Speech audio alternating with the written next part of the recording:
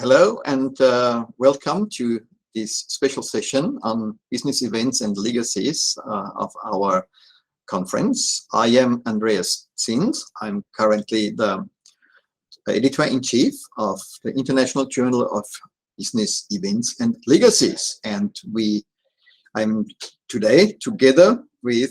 Hi, I'm Ying. I'm the managing editor for the International Journal of Business Events and Legacies. So we both are the moderators of this session. We have three speakers.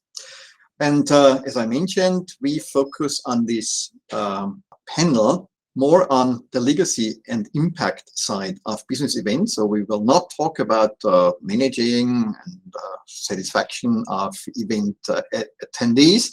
And this is the main interest of our new journal. And this is the reason why we joined this conference and invited also other audiences that we commonly address through our IGBL studios. So I welcome in this session all those who are physically in the room and those who attend online. We have three speakers, as I mentioned, and the speakers are arranged like that.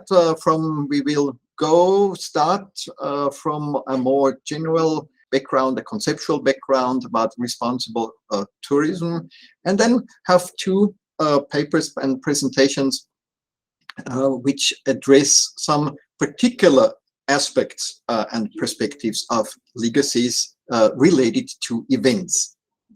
So let's start. Okay, so first of all, let's welcome Dr. Li, who is also the editor reviewer board member for the International Journal of Business Events and Legacies. So Dr. Li, over to you. Good morning, everyone. My name is Li Ding. I'm from the Institute for Bussiness in France. Today, I would like to use this panel discussion opportunity to share the topic of the responsible tourism and the sustainability. As we are all from the tourism-related industries, we are familiar with the concept of the tourism. Following the definition from UNWTO, tourism includes any activities of a person traveling and staying in a place outside his or her normal environment, moves to other place of his or her choices, less than a year, with the business purpose, leisure purpose, or other purposes. Basically speaking, tourism includes four basic types. There are international tourism, domestic tourism, internal tourism, and national tourism. Under the category of the international tourism, it also includes the inbound and outbound tourism. Tourism has a close link with the culture and the destination's local community. Some listed benefits of the culture within the local communities are such as building the community pride in heritage, increasing awareness of the destination, preserving the local traditions and the culture, creating the opportunities for partnerships, creating job and businesses, attracting the different types of the visitors, generating the local investment, and also increasing the tax revenue for the local government. We'll see the tourism has been one of the important tools in reducing the poverty around the world today. This industry creates jobs, investments, and other tourism-related money inflows to the destination. We can find this chart on the PowerPoint. The chart is from the book of Fang written in 2020. It shows the positive and negative consequences of the tourism. The positive benefits include the effect of the price and income elasticity, and also the economic consequences of the tourism spending, including the generation of the foreign exchange. This process stimulates the local economy through the multipliers effect, which can be direct, indirect, and induced. From another side, the negative side, These negatives relate particularly to an increase in demand for imported goods once the travelers begin to appear, and also the revenue leakage out of the economy, over dependence on the tourism, and the inflation of the local land value. As the emerging concept, the responsible tourism is in the scope of the general tourism and focused on the discussion of 5 aspects. So now from the PowerPoint, we can find the 5 main objectives of the responsible tourism. The first objective is to benefit the local community both economically and socially.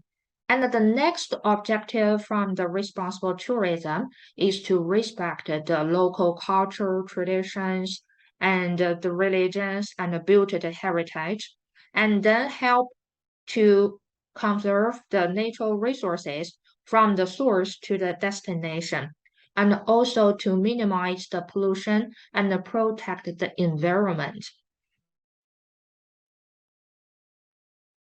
When we discuss the responsible tourism, normally 3 responsibility dimensions are focused on.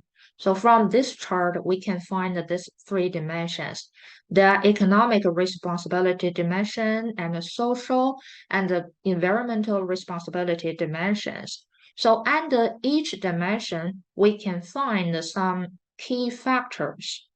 All right, so for example, the economic responsibility focused on the factors such as adopt the equitable business practices and pay and charge the fair prices, build the partnership in which the risk is minimized, and also recruit the employees recognizing the international labor standards.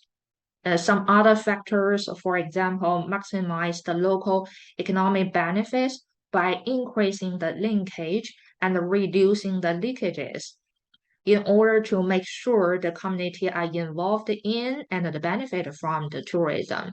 And also use the tourism to assist in poverty reduction by adopting different types of the strategies with the local communities and provide the sufficient support to the small, medium, and the macro size companies to the tourism related matters. Under the dimension of the social responsibilities, we focus on minimizing the negative impacts on the local life quality, and also the market tourism should reflect the cultural, natural, and the social integrity of the destination, and to develop the quality products that reflect, complement, and enhance the destination. In the dimension of the environmental responsibilities, we focus on assess the environmental impacts throughout the life cycle of the tourist establishments and the operations. It must include the planning and the design phase and ensure the negative impacts are reduced to the minimum and maximizing the positive standard with the industry. And also we need to use the resource sustainably and reduce the waste and reduce the overconsumption. Of course, we need also manage the nature diversity sustainably as well. So here are several key elements of the responsible tourism. So the market tourism that is responsible, respecting the local nature and the cultural environments, avoid the waste and overconsumption. And then the destination planner and the authorities should be sensitive to the local host culture and assess the environmental and economic and the social impact as the prerequisites to developing the tourism. The authorities also should monitor the impacts of the tourism and ensure the open disclosure of the information to the public and involve the local community in planning and the decision-making process.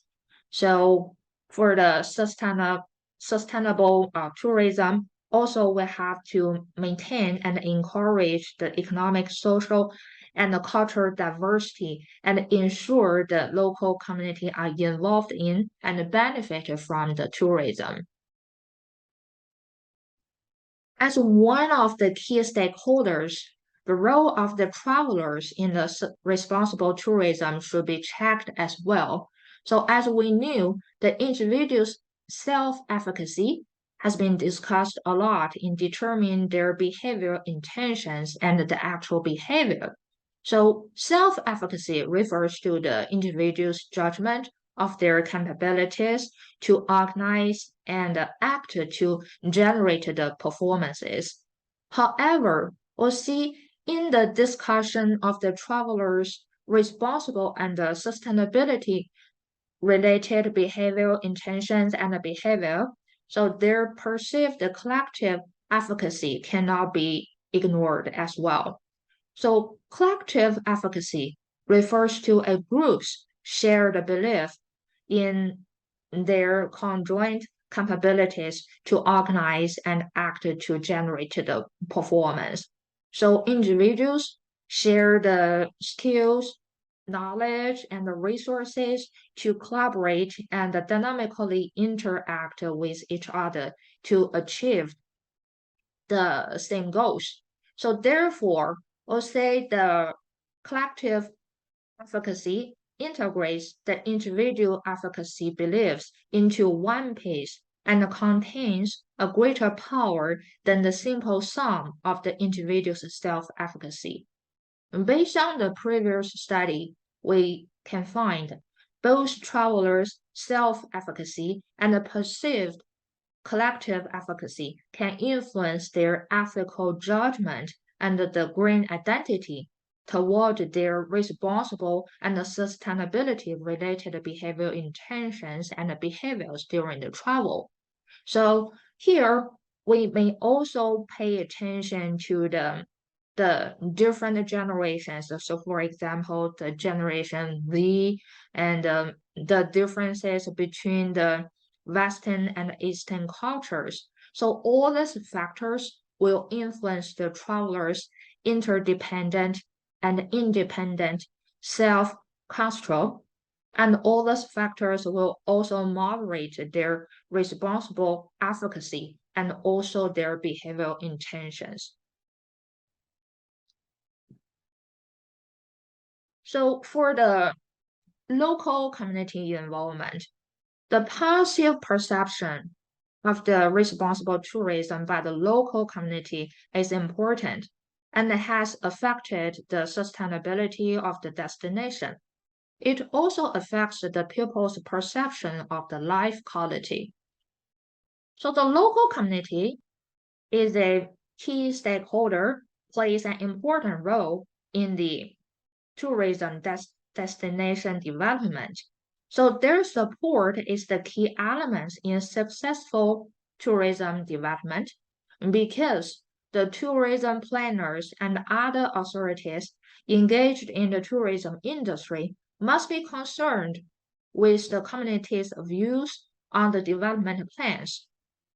The involvement of the communities is particularly important to the success of the tourism development and the implementations of the responsible tourism. And from the previous study, we can find that the local community residents' attitude may directly affect the development of the tourism industry. So often, the local community perceives the potential of the positive impacts on the local service through the improvement of the roads and other public facilities as the tool for economic development strategy. So we find a study by Lan and other colleagues in 2021. This study finds that the local community residents' perception toward the benefits and the cost of the tourism development can influence their emotion and further can affect the local residents' value co-creation. So, okay, at the end of today's information sharing, I hope to exchange any ideas and opinions with you regarding the responsible tourism and sustainability. So here is my contact. I welcome any further research collaborations opportunity as well. Thank you for listening my talking and then if you have any questions, please just let me know. Thank you. Thank you so much, Dr. Leading, for your presentations. The three pillars of the responsible tourism impact is really a great reminder for every one of us. Thank you so much. Now we continue with our second presenter, Dr. Ubaldino Couto. He is from Macau and also one of our associate editors of the International Journal of Business Events and Legacies. So he will introduce himself and about his topic.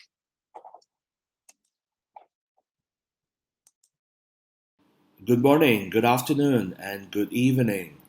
Not sure where you are, but I'm hoping you are having a really great time at the conference. My name is Ubaldino Couto, and I'm from the School of Hospitality Management at the Macau Institute for Tourism Studies in Macau, China. I'd like to first thank the organizers for the invitation.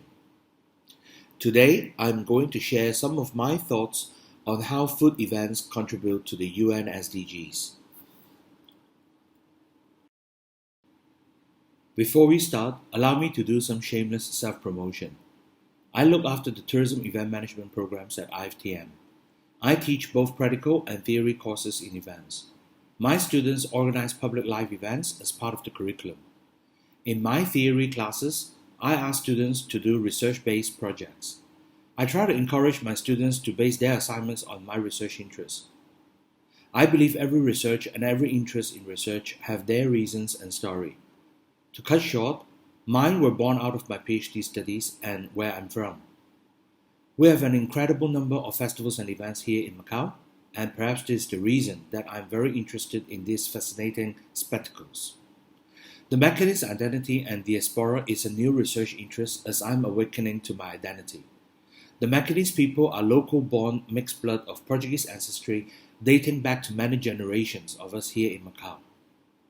Therefore, you might be wondering why I look Chinese but have a purely Portuguese name. In the context of Malaysia, I think we are closest to the ethnic group of the Kristan people in Malacca. If you are interested to find out more about my professional profile, please scan the QR code and feel free to add me on Facebook, Instagram, and Twitter. I'm also on ResearchGate and LinkedIn too. Just search my name. Before we look at food events, perhaps it is timely to remind ourselves of the 17 goals out there. Now, one important question to ask is, can we address all of these goals through an event like Food Festival? Well, I don't think this is likely, but what I argue is that we should incorporate these goals as objectives when we plan food events. In fact, really any kind of event. Let's look at the first example that I'd like to share with you. Back 10 years ago, when the Macau government only started to pay attention to the environmental impacts, and in particular the waste we create at the Macau Food Festival, the authorities urged participants to the event to bring their own utensils. This is a standard practice in many events around the world, which is of course excellent. It probably contributes to goals 12, 14, and 15.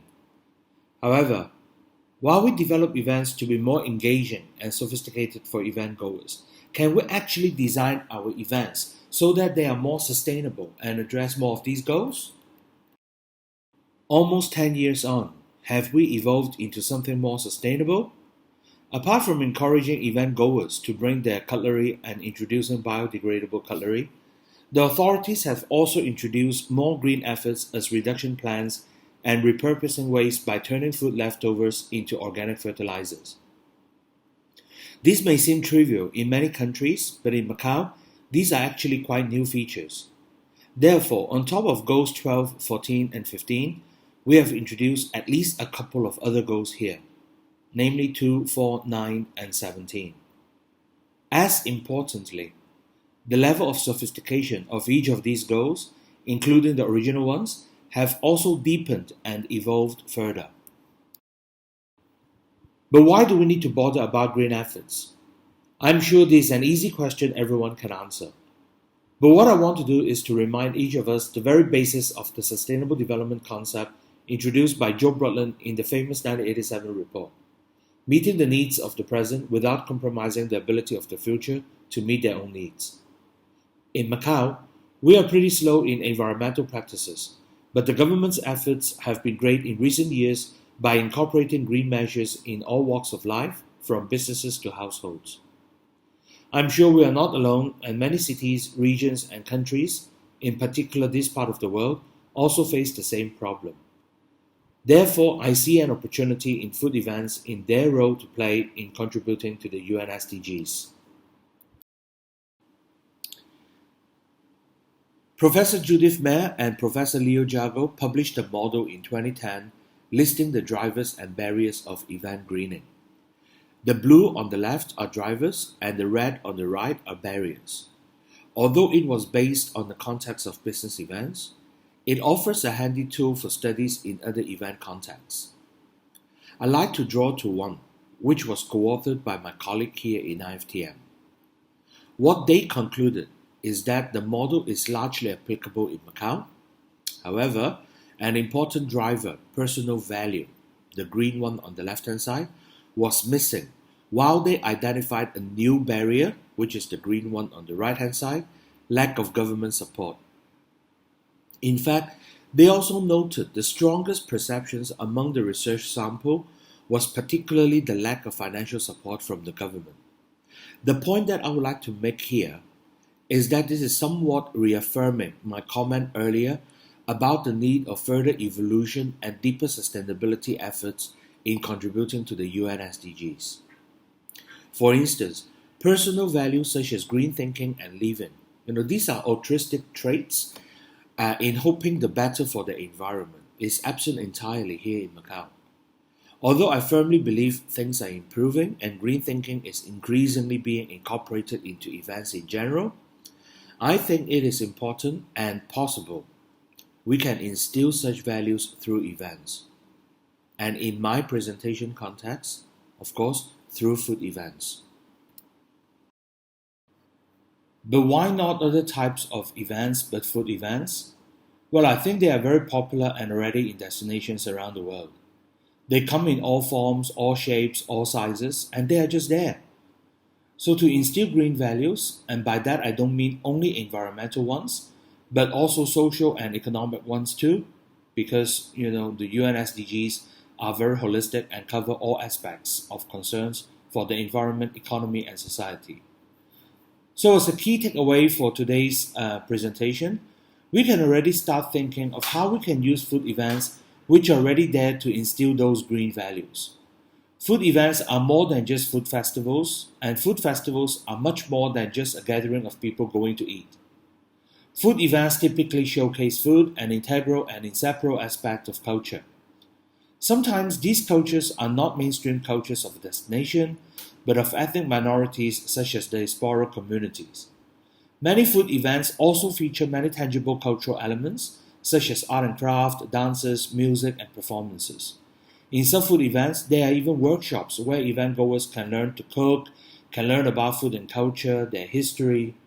Food events are also platforms and opportunities, excuses, if you like to call them, for people from different cultural backgrounds to talk to each other, to mingle, and to learn from each other. Many food events also work with community groups and ethnic associations, building a supportive and reciprocal business environment. Many food events also provide opportunities for the vulnerable people, vulnerable communities, for example, those in the LGBT plus communities, women, disabled people, ethnic minorities, as well as many other communities, the very opportunities to get to meet each other, to earn money, and to gain independence. These are some festivals that we celebrate different cultures in Macau. These people, as you can see, are able to showcase their culture, not just through the food, but also through dances, art, history, religion, and of course, many different aspects. I'd like to show you this short video of the Lusophonia Festival in Macau. It celebrates the many different Portuguese-speaking communities.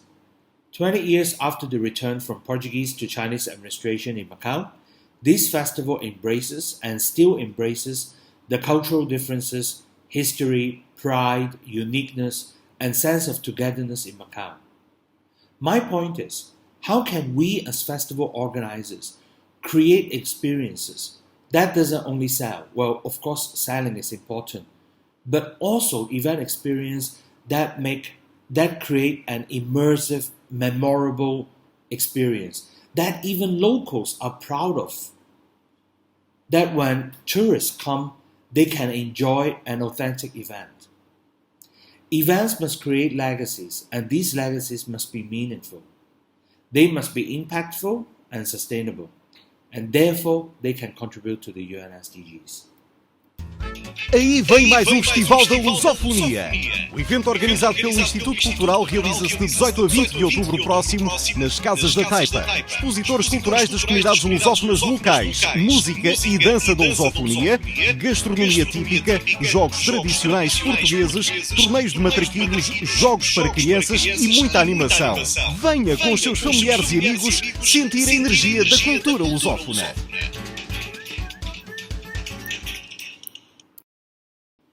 I've observed that the drivers and barriers appear to be very surface during the early days, but as time progresses, the support and form these drivers and barriers take shape become much more sophisticated. For instance, in the food festival example I showed earlier, the government began with simple advice for basic green efforts, but then they evolved into educating event goers by reducing food waste and turning these food waste into organic fertilizers.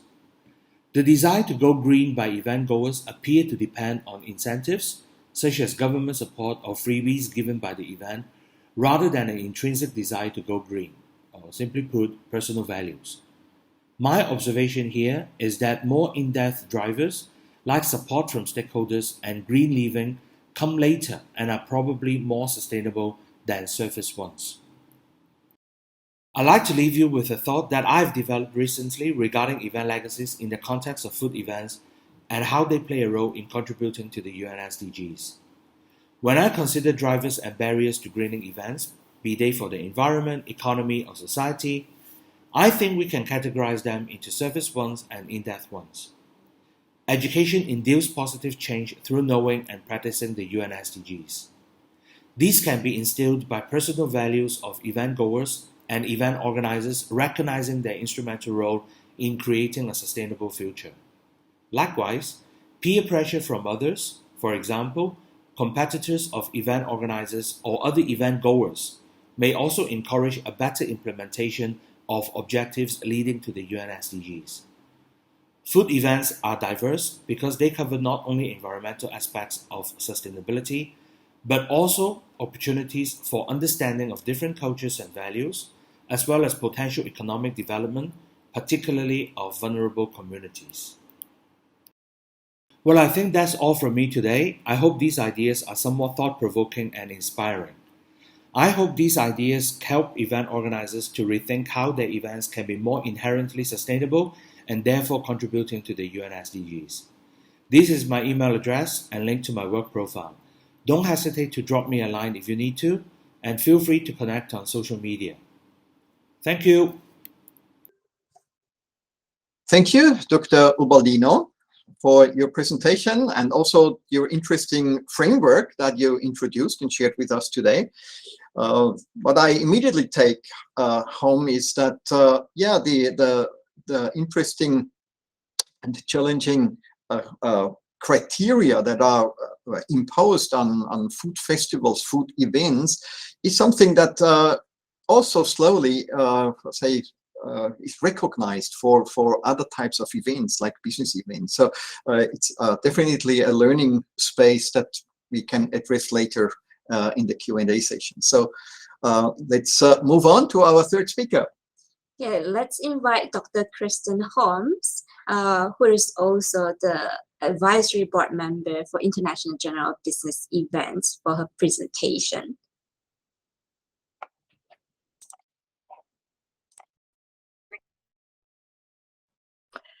Good morning.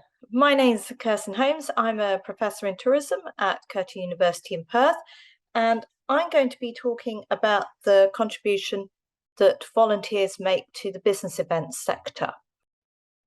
So in particular, I'm going to champion their contribution to the MICE sector and talk about the trends, challenges, and opportunities for volunteering in business events. So my colleagues and I conceptualize volunteering within tourism context to include both host volunteering and guest volunteering. Within host volunteering, volunteers can be involved in planning and management roles in boards, tourism association, chambers of commerce, for example, and also in operational roles, particularly events and festivals. And this is where their involvement in the MICE sector happens. Now, these can be small community festivals as well as huge mega events like the Olympics. They're also involved in emergency and rescue services, such as surf lifesaving or mountain rescue, in meet and greet programs at airports, in cities, cruise ship ports. They staff visitor information centres. They provide guided tours to a whole range of different visitor attractions. And they can also act as campground hosts, which is a popular role in Australia, where I'm based, and also in the US in national park campgrounds, where they help the visitors settle in and they check their money and they allocate them to their spaces. On the demand side, we have volunteer tourists as guest volunteers. And volunteer tourism has received a lot of attention from researchers over the years. Another area of volunteering that has received a lot of attention is volunteers in events and festivals. But this has primarily been the large mega events that I mentioned just now, the Olympics, the Commonwealth Games, the FIFA World Cup, these kind of large sporting events. There's been very little research about the role of volunteers in the MICE sector, in business events, conferences, exhibitions, expos, those kinds of big events. There's a little bit of research, particularly in China, but not a lot. So we don't know an awful lot about the details here. What we do know is that they do provide important contributions to business events. They provide additional capacity so event organisers can get more done. They have more people to help out the delegates, to help out the attendees at these events. They can do more things, they can do different things because of this additional staffing power. It's also a way to train our future workforce. So a lot of the ways in which people get involved in volunteering in the business events sector is when they're students and they're studying and they're trying to get into the industry. And it's a good way of getting some work experience and helping them make contacts in the sector as well. It's also a way of connecting tourism businesses with the local community. The MICE sector is one of the less visible areas of tourism compared to, say, those huge mega events or cruise ships turning up in a port, which is really noticeable. So this is a really good way to engage the local community for them to get to meet business tourists and welcome them to their town and get to know them a little bit. And we know that research shows residents who are involved in the tourism sector tend to have more positive views of the role of tourism in their local economy. So this is a real positive potential benefit for business events volunteering. I think it's also important to be aware that there are different streams of volunteers. So I've mentioned students who volunteer in business events. Often it's also family and friends who are helping out as well. But one of the challenges that's facing volunteering globally is that volunteer participation is changing. In particular, it's in decline and people are volunteering for fewer hours. So there's just less volunteer energy. And this is challenging for volunteer involving organisations. Much of this is as a result of the COVID restrictions and concerns that have reduced people's willingness to participate in volunteering. But it's also, COVID has exacerbated some trends in volunteer participation and people want to volunteer in different ways. And we're seeing this as being exacerbated. Particularly people want to volunteer online because that was one of the few ways they could volunteer during COVID. And people also want to volunteer in more episodic ways. By episodic, we mean sort of short bursts of volunteering. That's actually very good news for the business event sector and for the event sector more generally, because that's the kind of volunteering that people want to engage in. Another trend that we've seen grow up during the COVID restrictions is that volunteers are more likely to self-organise and become involved in informal volunteering within their community, which is a little bit different from the kind of ways in which business events need people to volunteer, which is a more formal process. So the trends in volunteering, there's both some positives and some concerns for the business event sector. What I do want to note is that volunteering is very culturally specific. So the way that people volunteer in Australia, where I'm based, is different from the way that people volunteer in Malaysia, for example, and in other countries around the world. There's a number of structural and cultural factors that influence volunteer participation. Those include the level of religiosity within a country and to a certain extent the type of religion, the way it's organised, also the political system, the welfare state, and the level of individualism within a country. So this is using Hofstede's measure of individualism and collectivism. So what studies of volunteer participation around the world have shown is that countries with a more individualistic culture tend to have more formal volunteering systems, and those with a more collectivist culture tend to have more informal volunteer systems. People are more likely to volunteer within their local community and less likely to participate through a formal organisation. All of these factors interact and influence each other, and they form the basis for volunteering. In particular, they impact on the type of volunteering that takes place, the need for voluntary activity. So you can imagine that in an individualistic country, people are less likely to help out within their community. And so there is a need for more formal volunteer structures compared to, say, a collectivist culture. It also impacts on how different cultures define and understand volunteering and the images of volunteering that we see in the media within that country. So people's perceptions of volunteering generally. We do know that people understand, have generally a clear understanding of what volunteering definitely is, but around some of the grayer areas, where is it volunteering, is it work experience, is it a student placement, which are some of the questions that might come up with student involvement in business events, there's a bit more grey area and there's less consensus globally on whether that's volunteering or some other type of activity, which might have implications for recruiting students to business events volunteer roles. So what challenges does this create for volunteer engagement? Well, the trends in volunteering have resulted in a mismatch between organisational need and volunteer preferences. People want to volunteer in their own way, in their own time. So they want to volunteer in convenient ways. They want to create their own volunteer roles. Research that we've done, we found people have quite a clear idea about what they want to do as a volunteer. They will go to an organisation and say, have you got a role like this? If there isn't a role like that, they will go somewhere else. They're not willing necessarily to compromise what they want to do.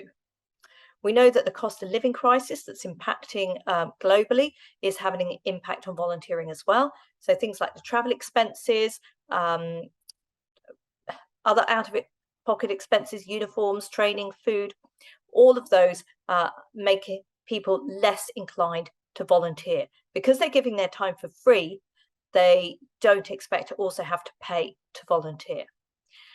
And we're also seeing increased compliance and regulations. And this has particularly grown with the result of COVID around all the health restrictions, health and safety restrictions and considerations around COVID, and reporting requirements for volunteering organisations. So that's a little bit tricky as well. But there's positives. There are a lot of opportunities for the sector. As I talked about earlier, People want to volunteer in events. It's a particular type of volunteering they really want to do. And this is only increasing over the years. I mean, it's a trend that was first identified in the 1990s, and it's just grown and grown. We know as well from our research that corporate volunteering is still strong, that corporations encourage their staff to volunteer. And again, this is in a very episodic way. So they'll give them 1 or 2 or a few more days off each year to go and volunteer. And they might want to take their whole team. So business events offer a really good way to engage those corporate volunteers. Third-party recruiters also offer a really good way to engage with volunteers. So this can include organisations that are training people to work in the sector, like further education establishments, schools, universities, but it can also include certain organisations. So here in Australia, we have an organisation called I Need Helpers, which recruits, trains and manages volunteers for a range of different events in Sydney and Melbourne. Following on from that, there's also an opportunity to create a pool of business events volunteers. So Manchester Event Volunteers was an example of such a pool that was established following the Commonwealth Games in Manchester in the early 2000s. And following this, the local city council set up a broker service to match willing volunteers with event placements. And again, the volunteers can build up their experience, their training, whereas the broker can ensure that the volunteer placements are well organised and provide the kind of activities that volunteers want. It's a real opportunity for a win-win situation. So going forward, how can we support the business events workforce? Well, the first thing is it has to be made easy to volunteer. The volunteer role needs to be flexible, low cost, with minimal bureaucracy. All of those challenges need to be borne by the hosting organisation, by the event organisers. Volunteer roles, there needs to be a way of customizing these, of kind of co-creating the volunteer positions that volunteers want to do. So there needs to be real kind of opportunity to create these bespoke roles, to look at what are the needs of each individual volunteer, what do they want to do, what do they want to get out of the experience, and how can that be facilitated. There's the opportunity to partner with third-party suppliers, such as schools, TAFEs, university, and also that opportunity to look at, within a destination, if there's a number of different business events, how can those organisations work together to pool their resources and ensure they've got a steady stream of ideally experienced and trained volunteers going forward. Finally, there's a lot of opportunities to involve a diverse range of volunteers at all levels. People who might want to re-enter the workforce. Business event volunteering is just a fantastic opportunity for them to gain some really good experience, get back into the idea of working, get used to dealing with clients, build up some experience in a customer-facing role, which can help them move on. So that's a great opportunity, which could be linked again with a third-party supplier or an employment office, for example. Corporate volunteers that I've talked about earlier is a really good opportunity if there's some great corporations. Maybe it's a form of sponsorship that can help with business events as well. And also early retired people might want to keep their hands in and do some occasional volunteering as well. And they'll have a wealth of experience from their working careers that can be drawn on.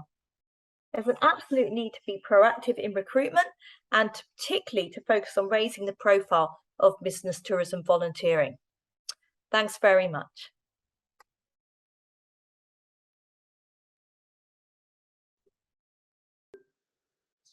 Thank you so much, Dr. Kirsten Holmes, for your presentations.